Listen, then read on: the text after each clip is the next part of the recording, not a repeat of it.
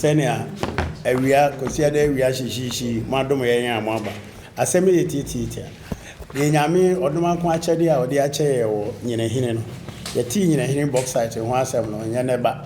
wɔn yɛ dek no start yɛ wɔn etwotwo ne ma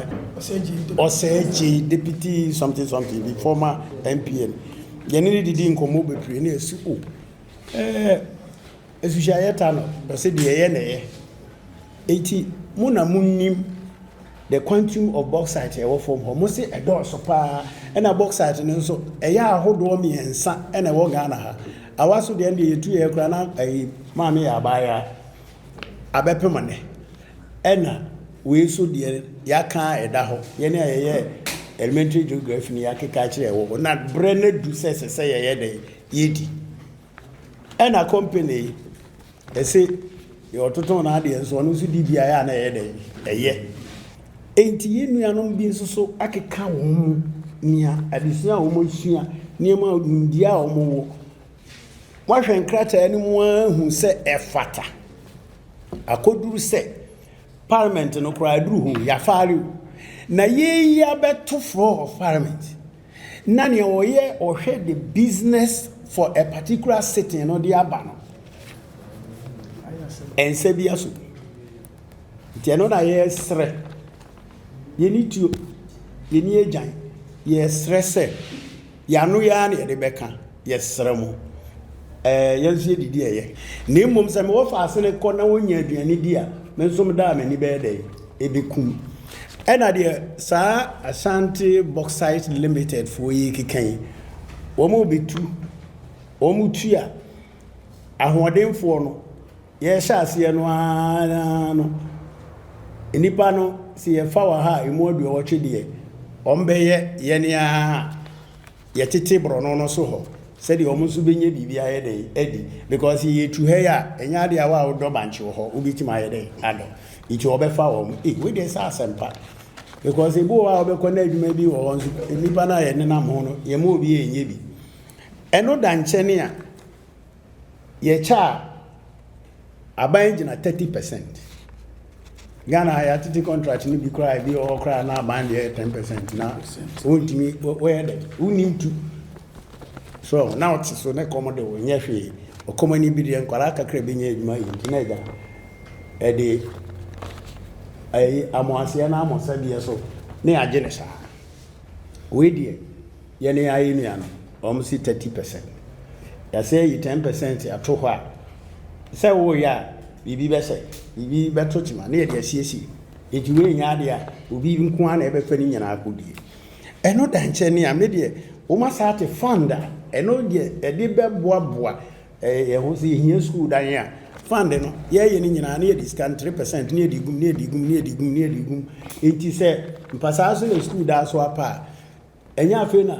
school da no so apo ne nyina ɛso apo na dan no kwa awɔ sɛ wudu baabi ne mpanifo no bi kura ɛsrɛ toilet it is your development ayi bi wɔ hɔ a sɛ yakɔyɛ yɛayɛ toilet ne bi ama wɔ mu na wɔn nso so ɛyɛ toilet ne toilet yɛ de kan yɛ ne ana ne yɛ bɔ yɛ de ne yɛ fɛ na atonko ne de yɛ no papa so wonam ho kora wotimi fufu to bi hospitals schools na wɔn de bi ayɛ ama yɛ ɛti yɛbɛdi bi mɛdi bi ɛno da nkyɛn a wɔn se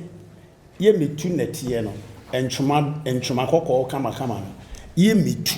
ɛmfa mforo suhyɛn ɛnkɔ aburukyiri yɛ noa so wɔ ha ama na kɔduru baabi a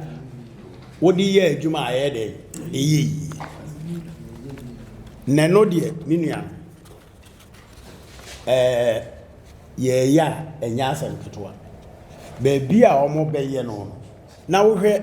bauxite no ne yɛwɔ saa borɔno yi a yɛbɔ so Nyinahin deɛ yɛka Nyinahin a ɛnyɛ asase ketewa ɛda hɔ adeɛ no ekuro kɛseɛ paa na yɛbɛkyekye wɔ hɔ adwumayɛfoɔ wei so obi akɔ tema village hɔ na wa wobɛhu deɛ meke ɛno koraa yɛ ketewa bi no wokɔ a wo sɛ yɛ kurom a ne akyekyere eti refinery ne deɛ ne kyerɛ sɛ yɛ kurom a obi yɛ garden boy obenya adwuma wɔ hɔ obi ɛpɛ wɔkyema yɛ obenya adwuma wɔ hɔ yɛn nkɔkora yi koraa sɛ oba bi kɔ ɛde anka akɔ ne nam ha obi bɛtɔ ama ɔno nso de Emfaso no bi abafia mo nya bi edi. Enti yesre saa we no kura na ehye no. Ena etwa ye kura se na se yinuanom aso mbeye saa de wo hode a. Na ye ya na bibi fire so de nta ye ni abre no kakra no. Ye ni abre kakra because ade no ya hwe ni ya. Ye ti man ye hu se senka wo ade miensa ka de so pa no. Ene ye boabo anketo anu nyina no ne ye de ayede abeka. Saa na nyame bo na de. Where the idea na ye are a refinery no wo awaso na ye de kakraka ni nyina ya soa e de eno kra say ya komu nti yesrewo se company no a aban nim defo ahwe ni nkrata mu nyina amgi atum se eye ama ye de koto parliament anim no Parliament de wo born amane a wo faare te say wo no obi twema so no wa faare na ye mfre case no kura na yakase wo difo anase wo adifo we de ye mfre ana yakase hyase ye adwuma so eno de eba mu di a wan hwe yi a na se ekoni se ya na kina ye hu se obi fufuro bi ne nam ho a na on de ye den so ena ya na de akinye ene tuntun yi hia sa de no bi de womo a krachefo no abanji omudi womo nwoma omutiri nyame abo omutipa amomo ahwe mu no monyi nkrata ani mfiri de mo meto parliament na parliament kan yeye no be 10 minutes ade yeye na yewi no mo so ahyase na obi a ope bre bia aboro ono so kwa wanya baade ni bia ye den aye enti nipa na ye befa wo mo ho ebeboa ansana emfaso twitwiri dia ebeba ade ni mo na se yeye eyi na sa prank na ade na be free mo aba obi pebi anane no de aye ne da ase okwa obetobi ene no so de yetimi e process ni bebre gu wo kra de wo form na sa no eno de ehwe ni yi aneda so wo ho aye de ye ton na nkakrakra enti enu ne hia ye first de aye kan ye na no mso wo mo wo refinery ni bi wo nkran nti ye hu document ni me ba kra me ye kan bi be kire ye ko me hwe na se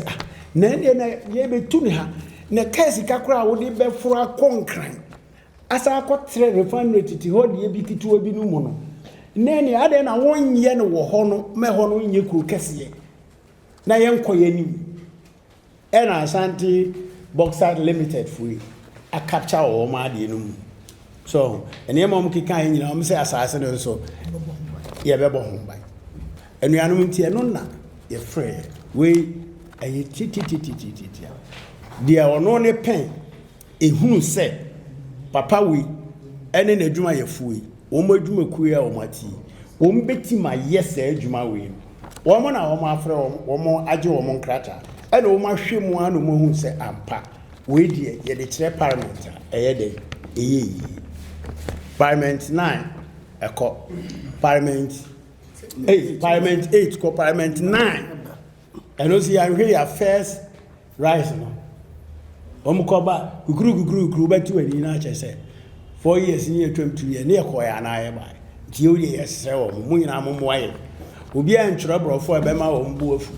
obi a ntworo brofo a ebe ka wo mu amomo hu se ekomo ye den ya na nka ibe hia bi wo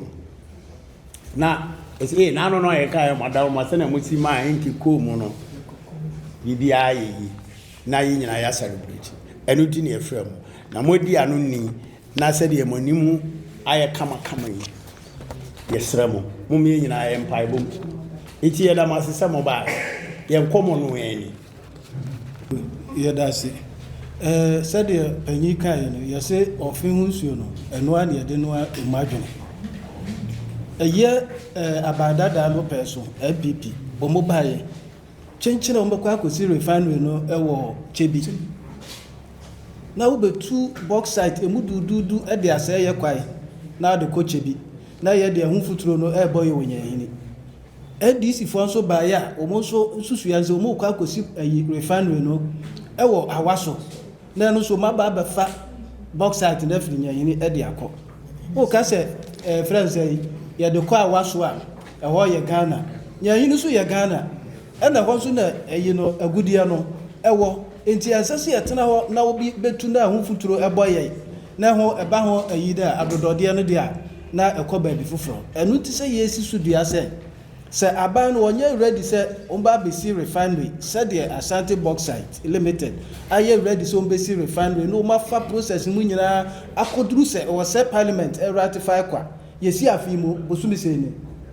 mmiɛnsa yɛkɔ nan ni yɛakaakaaka obiara ɛntie enti sɛ ɔmo mpene ɛma Ashanti bauxite ɛmɛhyɛ adwuma no ase na ɔmo nsi refinery no ɛma ho fasoɔ ɛma Nyinahin ne mpɔtam Ashanteman mu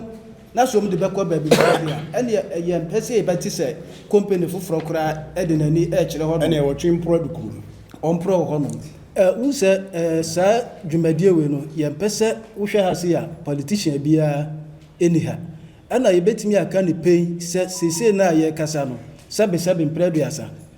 parliamentarian no ho ayɛ yɛni ɔmo mu gyidie kyerɛ sɛ first no a yɛdi akyire no sɛdeɛ na meka kyerɛ first no ɛba national budget emu sɛ ɔmo pɛ sɛ ɔmo si refinery no ɛwɔ kyɛ bi saa berɛ na parliamentarians ɛwɔ hɔ a yɛ parliamentarians saa berɛ honorable Esiama yɛne ɔmo nyinaa kasae honorable Osagye ɔmo na di anim yɛne ɔmo nyinaa kasae ɛso so deɛ aban no akyire ɔde baeɛ no sɛ ɔmo bɛsi refinery no koraa mmienu baako wɔ kyɛ bi baako wɔ Nyinahin na sɛ yɛkɔsi kyɛ bi deɛ no first ne yɛwie na materials no asa ne amesi Nyinahin deɛ a wobɛyɛ no da yi so ɛdi si sɛ ebia yɛka sɛ parliamentary caucus obi anim sɛ Ashanti region ɛyɛ predominantly MPP ɛnso ɔmo tam deɛ na ɔmo ayɛ ɔmo nyɛ hwɛ enti sɛ tia yɛtea no yɛkasa ɛde ama Nyinahin ɛne ne mpɔtam ɛde ama Ashanteman ɛfiri sɛ yɛntena ha ɛma ɔmɛfa saa bauxite yi ɛmfiri anaasɛ refinery ɛmfiri Ashanteman mu ɛnkɔ ada sɛ kyɛ bi anaasɛ awaso patwɛ wate aseɛ enti saa bere yɛnhyɛ da ɛni sɛ yɛka parliament a yɛtwerɛ memorandum ɛde kɔ hɔ parliamentary select committee yɛtwerɛ memo ɛde kɔ hɔ enti sɛ parliamentary caucus ɔmo pɛ sɛ ɔmo tu ho anamɔ bi a ɔmo wɔ saa document no a ɔmo bɛtumi a make reference yɛsi afei mo bɛsumi sɛ ni mmiɛnsa ɛkɔ nan obi antumi nka ho hwɛ ɛno nti sɛ yɛafa ato yɛn ho so sɛ sɛbesɛbe mprɛduasa mpanyinfoɔ sɛ sɛ asono mmienu oko a nnua a ɛwɔ kwa yi mu hɔ no ɛna ehunu amane NDC ne MPP foɔ ɛna de Nyinahin bauxite ɛgoro atɔprɛ weba ɔsɛmɛfa ɔmo fa ɔmo de kɔi so nti ɔmo delay ama nipa ɛwɔ hɔ no na amaneɛ na yɛhunu ko Nyinahin sɛsi adwuma ɛwɔ hɔ ayɛ ɔmo ɛyɛ adwuma ma zoom lion ɛkɔ bɛsa afi ni ɔmo kura mpo yɛntimi tu ɔmo ka ama nipa egu hɔ ɛbrɛ nti yɛka kyerɛ aban sɛ saa bere deɛ Ashanti bauxite ɔmo atumi afa ɔmo wɔ mining lease deɛ aka yɛ parliamentary ratification of the parliamentary report a yɛn nyinaa yɛ contribute to yɛ a yɛtwerɛ memo kɔ yɛn ti parliament ɔmo ratify na anigye sɛm wɔ mu sɛ refinery ɔmo bɛsi refinery a yɛka ho asɛm no bɛsɛ 3.5 kilometer square refinery a yɛbɛ build the city at the cost of almost $3 billion ɛde adwuma bɛba hɔnom all the parliaments anaasɛ ɛwɔ Ashanti region enyuma bi ɛbɛtrɛ ɛde akɔ hɔnom wode nam Kumasi hasisi a mpuntudwuma bɛ na ohu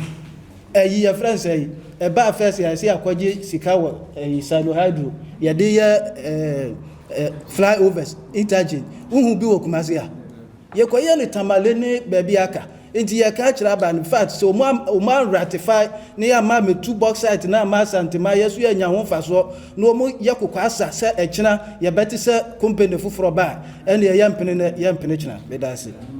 yɛwɔ ma mu ha na no yɛ na amanfo start galamsey ne bi wɔ sirim ne ade obie nim sɛ gold deɛ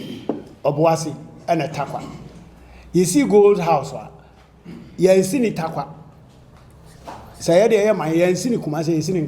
nkran gold bɛ na hɔ nti yɛsrɛ mo ebi asi da na we die yɛnya nhyɛ ase yi anhwɛ a ɛno na me hyɛ ase nya on say even in the English I was trying to original script and I was trying to put certain things in there yɛsrɛ and just sa ebedu baabi na ɔtwe yɛ aka edukuru so because the ordinary die the ɔbɔ akɔnhoma no wa amia ɛkyena obemuna de ɔmo die ne die ɛmoa na die ne de ɔmo ni nkɔ na we pa die asɛm papa fata yɛ so bi ayɛ so nti yɛsrɛ mo nti na yɛsɛ borɔfo a mobɛtwuru biara no you shouldn't be militant na mmom sɛ yɛbɔɔbɔɔbɔɔ no anyɛ yie de a sɛdeɛ na kyerɛ sɛ ɛnyɛ obi na akɔfa aba mɔnamafoɔ adwene sɛ waa na akɔfa aba ɛna agya watwerɛ ho na menyi ni sɛ wɔadie ɛsɛ sɛ duru saa because adeɛ no ni ɛne nti koraa no western region deɛ na adom na ɛyɛyɛ mu wɔwu baabi a kokoo wɔ paa ɛna kokoofoɔ na atwetwe ase kan sɛ obi asi wa ka yɛbɛteɛ no koraa ne yɛsi awie ne yɛbɛsesa ne nyinaa ne yɛde kɔ yɛbɛwie ne yɛakwan a ɛwɔ ha nyinaa nso apɛkyɛ enti ɛyɛ yɛhunu bi da wɔdie ɛsrɛ mo weda mo ase